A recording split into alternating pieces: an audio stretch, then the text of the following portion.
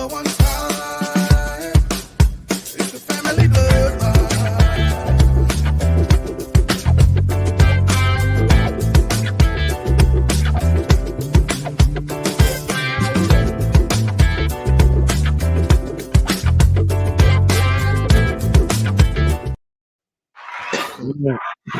What's good, family? Welcome back. We have a very special guest in the house tonight. He'll introduce himself in a second, and then we'll get into everything that he's doing and everything he's going to do and what he's been through up until this point. So tonight we have the Platinum Guest Series on the Family Bloodline podcast. I'd like to welcome you on. You my little brother now too, as a matter of fact. I know my man Manny just told me a second ago, but if you his brother, you my brother as well. And I'm pretty sure Zoe can say the same thing. Yes. Right? All right. So we got our brother, DAKARIBANZ, in the house. I'm gonna give you a round of applause again. The Family Bloodline way. Yeah. Absolutely. Absolutely. That's love.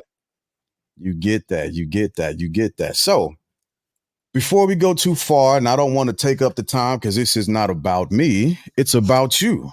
It is all about you. So tell us a little bit about yourself, your background, where you came from, what you're doing, what got you started, and all the things that are involved with what makes you who you are. Well, man, pretty much I was born in Los Angeles, Pasadena. That's where it kind of all got started. I was born right there, and I moved to Southern California, or not Southern California, but Central Coast California. Okay. In my earlier years, back in like maybe 03, 04, and that's kind of like that's kind of like when I came to like Marina area, Seaside. And then we got to Greenfield like 05, and then I've been in Greenfield since then. All right, shout out to Greenfield. Been there. Hung out there for a few. Everybody. For sure. I've been out here for a cool minute, man. But I spent a lot of time in Los Angeles developing a lot of my connections out there in that area, because that's where I was born. And I feel like since I was born in Los Angeles, I want to develop in Los Angeles because I didn't spend a lot of time there. So it's like people that I probably could have met if I would have stayed there, but now I'm probably meeting them now. Now I'm coming back in my 20s and stuff. And then, they have that whole experience of staying there in the city, in the culture while I was there, but then I left and now I'm coming back. You know what I'm saying? And I feel like that's kind of helped me a lot. In my earlier years, I played drums. I was playing on pots and pans as a kid, and then I grew up playing like on the church and the drums and stuff. And then I think that just kind of like helped me with my music. It made me kind of like more like musically inclined, just being able to like have rhythm, I would say. Yes. Being able to find the beat. And so I think that helped me a lot. I never really thought that I would want to pursue music as a career, but as a kid, I always thought it was fun. And I saw my older cousins, they did music, and that was kind of like inspiring because they were like really good. My cousin Sigaron was really good. He was dope. Sean was dope. Sean is We the Party Sean. A lot of people know We the Party Sean. Shout out to my cousin. He shoots music videos. He's very popular in the Bay Area. His older brother is actually Seagram, and so they were like real like heavy like inspiration in my life when it came to music. Jacquees, shout out to my cousin Jacquees. He did music back in the day. He was a rapper and stuff, and I was young, man, seeing them rap and just being able to see them rap. I was like, dang, they're hard, bro. I'll never forget. I had my cousin's song Jacquees on my MySpace for the longest, bro. I'm fitted, so fresh. I'm fitted, so fresh. It was something like that. But it was on my MySpace for so long. I wish my cousin Jacquees was on live. But I remember, bro, he was like a role model of mine when it came to music. And I just always believed in him, but you know, he wound up just being in the area where he was from, just you know, wasn't conducive to like just like making it or pushing like people trying to be an artist and stuff like that. And so I honestly feel like for all my cousins that didn't make it in music, I feel like I'm the voice for them. My cousin that passed away, Skylar, rest in peace. I feel like I'm the voice for him. Mm. My cousin Jacquees, he's not gonna be a rapper. I'm a voice for him. My cousin Seagram, he's not gonna be a rapper. He doesn't want his private life exposed. I'm a voice for him.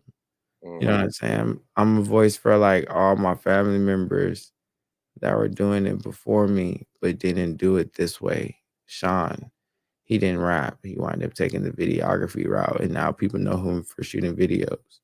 You know what I mean? So it's like I feel like I have like a responsibility within what I'm trying to do to not only help my family, but also to change my community for a positive way, because I can say a bunch of crazy stuff and nonsense and woo woo woo, but how is that gonna help propel my community to success? You know, and that's kind of like what I want to do within my music. I want to kind of be hopefully an inspiration and a light and a beacon about you can make it no matter where you come from. And it's okay to be vulnerable. It's okay to be open. It's okay to be emotional.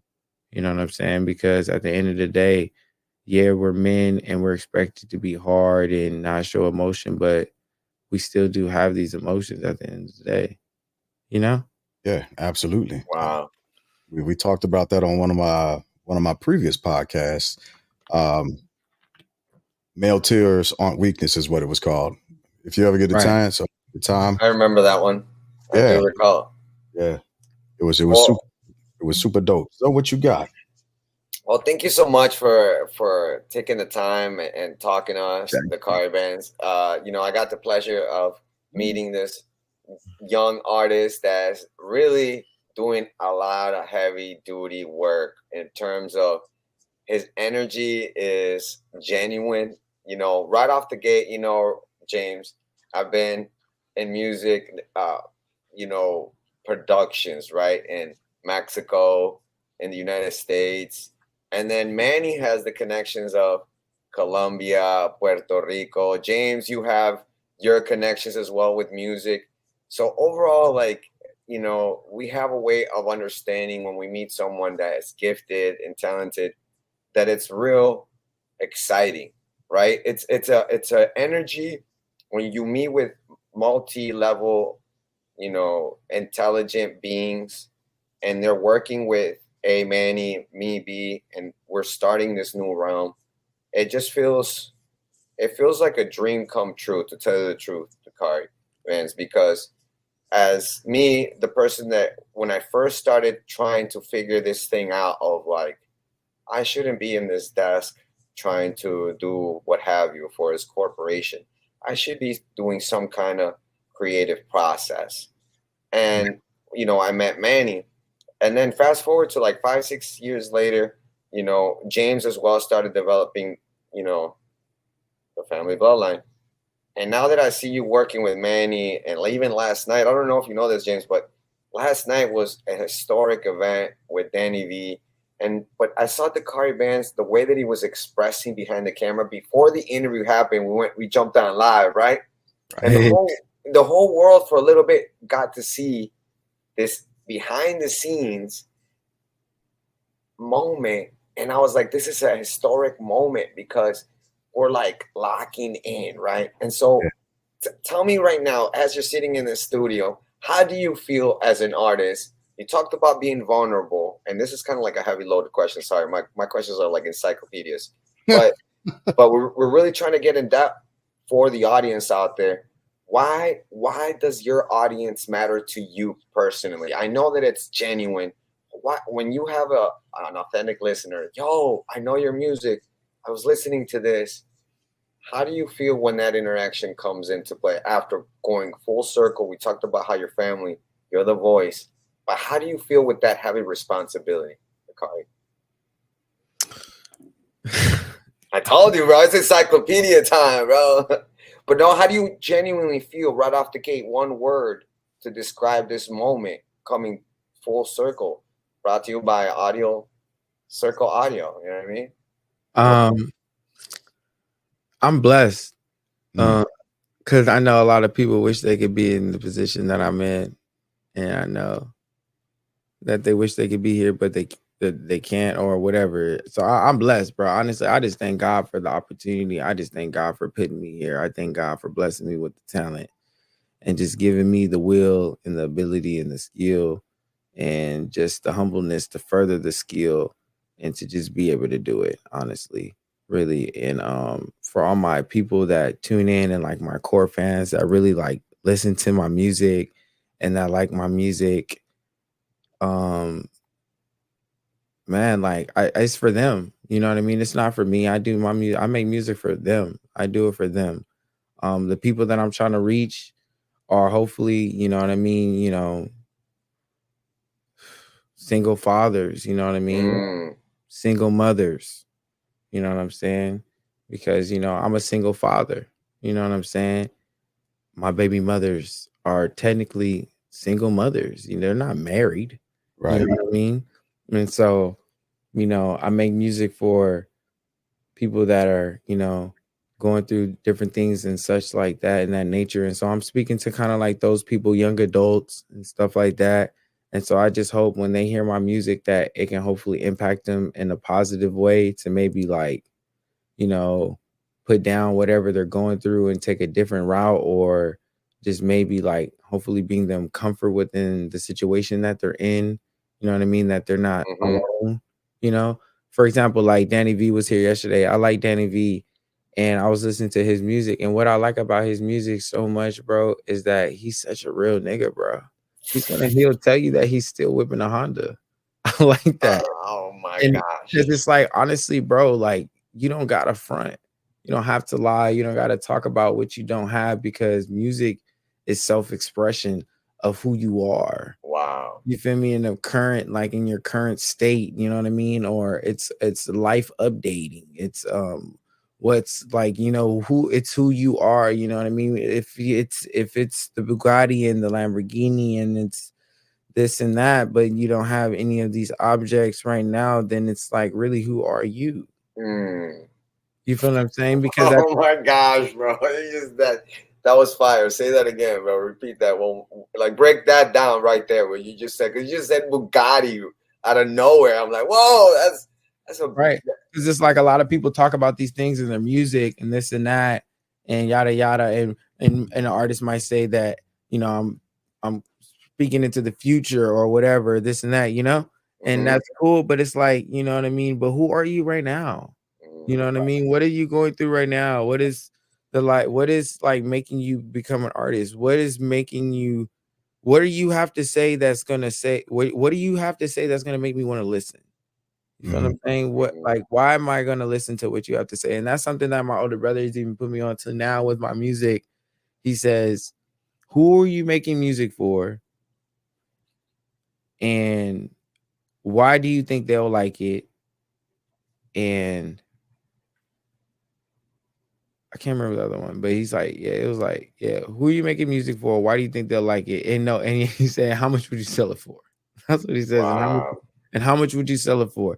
He says, if you don't know who you're making music for and why they will like it and how much you're going to sell it for, then he's like, what are you doing?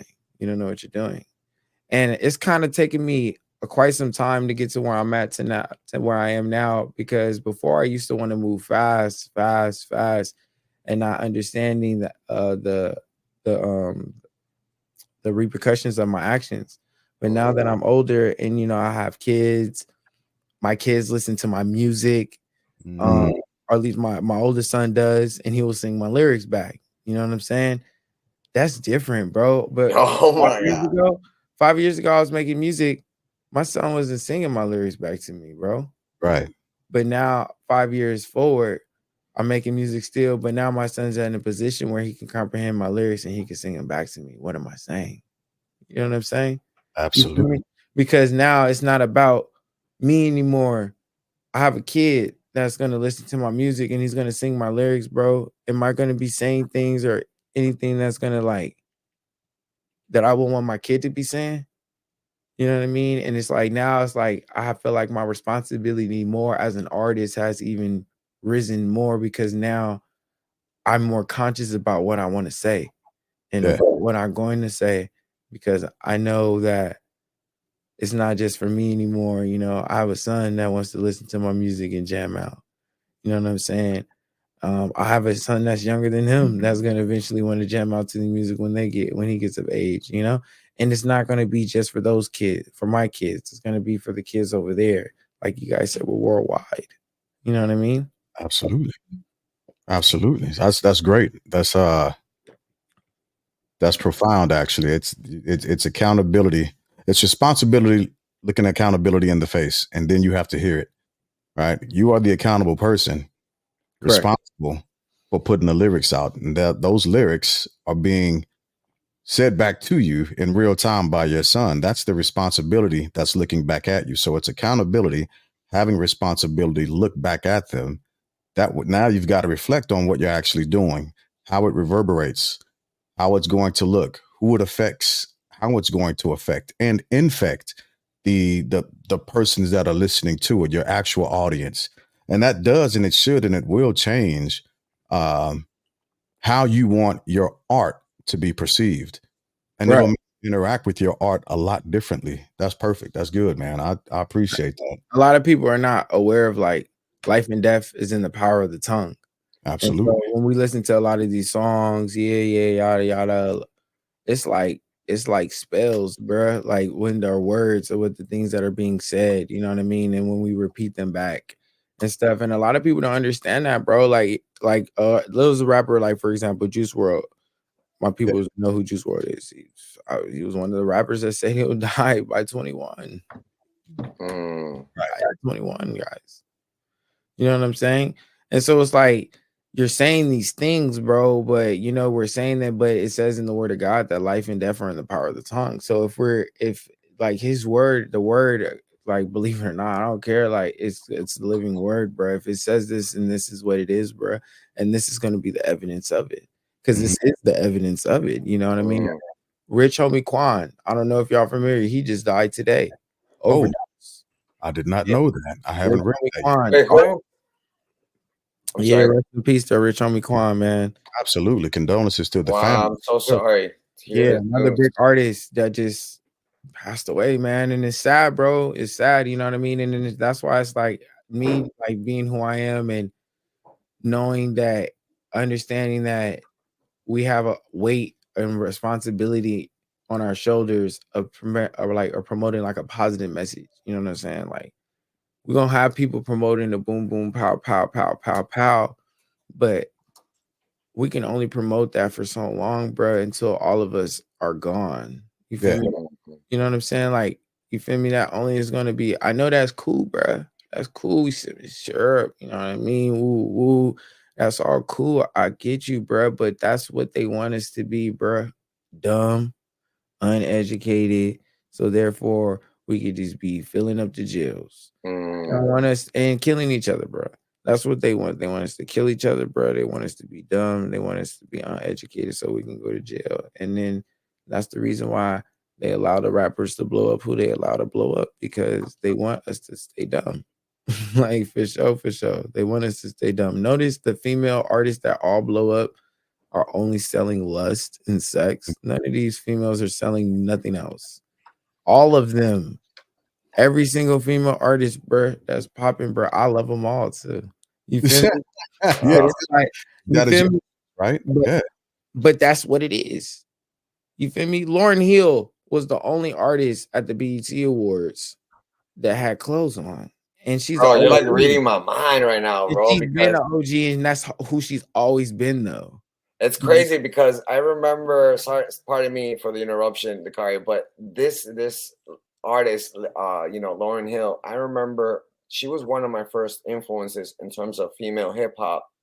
We're talking about female hip hop and Queen Latifah, UNITY.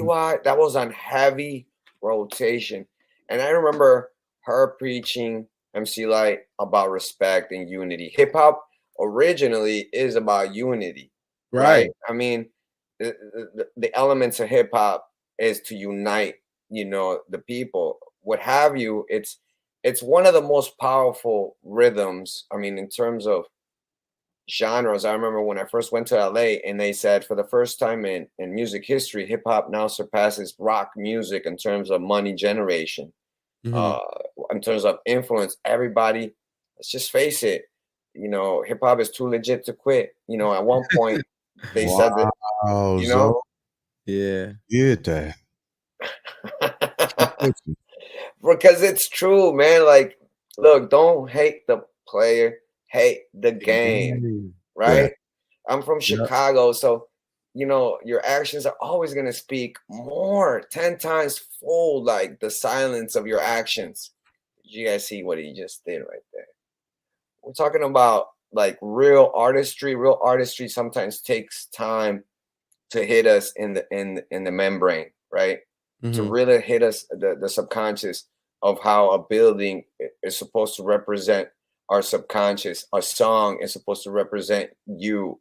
Right. You're putting your heart and soul on it. I remember, and excuse me for taking the mic on this, but Dakari, like you really got substance behind what you're talking about, and I'm so excited to have you at ECAS Music Group because, like, now that Manny is there with you, like, bro, Manny really's got a spaceship now, and now with this interviewing process with the Family Bloodline, like any time that you got anything going on popping, and you want to share this to the world, this is gonna be one because we got the recap show, but the Family Bloodline is all about connecting unity, hip hop, the culture. I can't even absolutely. express it enough. James, what do you think about this? About which thing? There's multiple things that are happening right now. I'm Just, I'm just really happy. Go ahead, go ahead. go ahead and like, how do you feel about, like, because you also like were with us in Nam and we went to Nam, and Yeah, from there on in, I feel like that's when the clock started ticking, and how yeah, good we were gonna be to unite the right appropriate people. yeah, absolutely. And I'll speak on it real quick. It's something that I teach my kids, and I think us three, you, me, and Manny, we began to do it. And so going back to what the Dakari Band said, it's something that we spoke. We gave power to our movement, right? And what we did is we defined who we were, and we did not allow anyone else to define us. We defined who we were, and we made everybody else begin to act accordingly. And so that's how we've begun to end up going and moving and progressing to where we are now, and continuing to do that. And the hope is, um, that the influence will be with the artists as well as with everybody else that we come in contact with, that we continue to define ourselves, but we assist in others in defining themselves also to help create that movement, right? And let people know that, hey, you don't have to compromise who you are or your art just to appease a population, just to make money. We're going to make money one way or another. That's going to happen, right? But the biggest thing is defining ourselves and making others act accordingly, and that's something that we spoke, and that's why we've been pushing forward the way we have been. So that's what I'll say about that. But again, it's not about the Family Bloodline podcast tonight. It's about my little brother DAKARIBANZ. That's what we're No, here but for. I like that though. That's smooth though. I like that. Yeah. So a I like question that I was that. go ahead, go ahead. No, I was saying I checked out some of the videos. I like what you guys got going on. So yeah, it's smooth. I'm happy to be a part of the channel and stuff. This is dope. Thank you for having me. No, thank you. Thank you. We appreciate your voice, Thank bro. you, Dakari, for Yeah, real. absolutely. And so a question that I had, I was reading your bio and listening to some of your music, that day by day, on day to day. I dig it. All right, Uh, today. yeah, yeah, I like that. So who are some of the artists that influence you? I know you mentioned your family a second ago, some people in your family, but outside of that, especially when it comes to the G funk part of it, and uh, the hip hop and even the rap part. Who are some of your most dominant influences when it comes to that? I like a lot of people in music, man. And the older I get, I'm falling more and more in love with music. And this Yeah, is just me, Mm, man. The older I get, the more I'm falling more and more in love with it. But honestly, I grew up listening to like Earth, Wind, and Fire when I was sure. a kid, and my pops would play that a lot. Fred Hammond. Okay. I like Travis Scott, Kanye West, not the new Kanye West. I know he's on. Oh, Kanye. Not Good the old new Kanye. Yeah, man. Yeah. Like, 808 Hearts Break, you know what I mean? Graduation, stuff like that. I'll still go look back and like study those albums. I love Drake, man. The old Drake too, back in 09, 010. Oh yeah. I like all the dudes before 2015, like which is like my graduation year, 2014. After that, they just like were just It got weird a little bit. yeah, they just got weird. They got too much money and just didn't really care anymore. And so like that was and I noticed that about something. It's something about an artist on the come up when he's in his beginning phases Oh and yeah. he's just hungry. You know what I mean? Like that hunger. Yeah. I can see it in all the artists, young artists. Kendrick. I was listening to some of the early Kendrick. Oh man, Good Kid, Mad City. Whew. Going That off. dude is crazy, bro. J. Cole back in the earlier day, like Yeah. I like him as well. I like a lot of these dudes, bro. Lil Wayne. I grew up on Lil Wayne, bro. I Yeah. wanted to be Lil Wayne, bro. When I was a kid, Block is up. You know what I mean? With that, fight, man. yeah, Yeah. the hot boys. Like, bro, what are you talking about? It's so hard. I used to think I was Lil Wayne, man. But yeah, I like a lot of those guys. I'm trying to think. I like those. Yamaha. Sorry. Yeah, these are some of my big influences. I would say these guys. You know what I mean? All the guys that I named. Young Thug. I really like Young Thug and his ability to take like his approach on the mic and stuff to like just be different and stuff. I like a lot of these guys, man, and I'm listening to a lot of the music right now, going back and listening to a lot of the older music because it's crazy because more and more I'm starting to understand like this stuff like these guys be jacking these boys' flows, bro. Yeah. Like it's crazy. I was listening to Big L, right? Y'all know about Big L. Yeah. Who Big L is? You know about Big L from New York. Yeah, I'm a hip hop head. Absolutely. Yeah. Bro, I was listening to Big L and I know he has some flows that I know some of these fools done stole, bro. Like, well, Jay-Z was the main person that supposedly he stole his whole swag from. Jay-Z. JC? Yeah. Yeah. Big L got his swag from Jay. Yeah, like that whole lingo of Brooklyn's finest, right? From what I recall, I remember because he got taken out of the game when he was about to pop off, right between Nas and Jay-Z, from what I recall. But man, you Big L, huh? That's he's hard. He is. Absolutely. He even did a song with Tupac. Yeah, he got Enemies or whatever it's called, I think. Deadly Combination. Is it Deadly Combination? Yeah. Okay. And it was kind of like that whole classical historic hip hop, like when Big Pun, you know what I mean? Like when tongue twisting was like, yo, did you just hear what he just said? No, I don't even understand what he just said. I don't know what he just said, but that shit sounded raw as hell. Kid. You know? Yeah, no, he's hard. He's hard. So okay. So one memory for you, Dakari, that you knew that you were about to, like when you first grabbed the mic and you're like, okay, did you guys just see what I just did there? I'm pretty nice at this. How did that moment feel for you? Take us back to that moment.